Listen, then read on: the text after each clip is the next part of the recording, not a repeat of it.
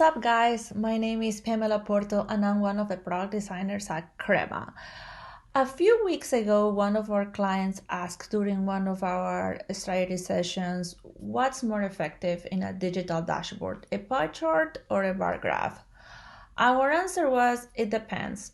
It really comes down to the data and what's behind this data, the data story. We want to create data graphs that give immediate insights to the people, to the person that is looking at them.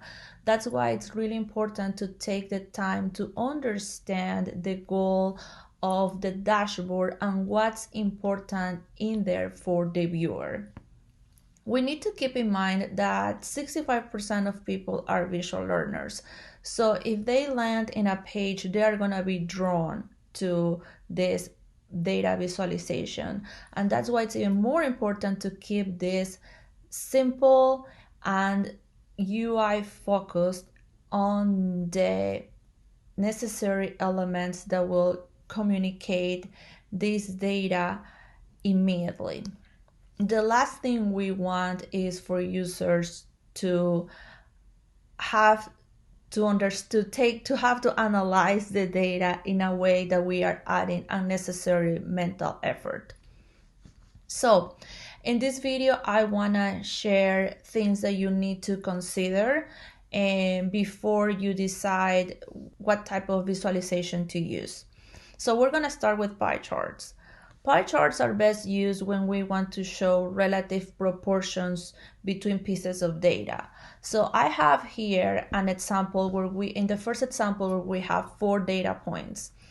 And that's the key with pie charts. We don't recommend using more than 5 because that's when it gets complicated, like we see in the example on the right, where we have these really small amounts that are really difficult to communicate, and that's when we have to add a legend and add explanation, and that's when we lose the purpose of this graph. On the first one, on the one on the left, though, we can immediately understand without numbers, and that's why I add numbers to this, that this radial here, it's a quarter. So it's really easy to grasp. So when we want to communicate relative proportions to a whole amount, a pie chart is gonna be the best option. Keep in mind you have to have a variety of color palette. So you have to, if let's say you only have blue, then it's gonna be even harder for the user to see the difference right away. So you need to have a lot of color for this. So remember, we only recommend up to 5 data points. And bar graphs are really great when we want to track data over time or when we want to compare data between categories. So here I have 2 examples, and there are a few more things to consider here.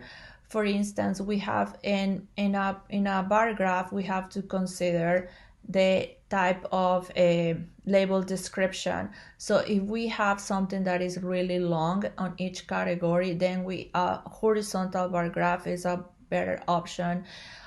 And also here, if you have a lot of categories, 10, 12, it's a better option versus a pie chart where it can get really complicated.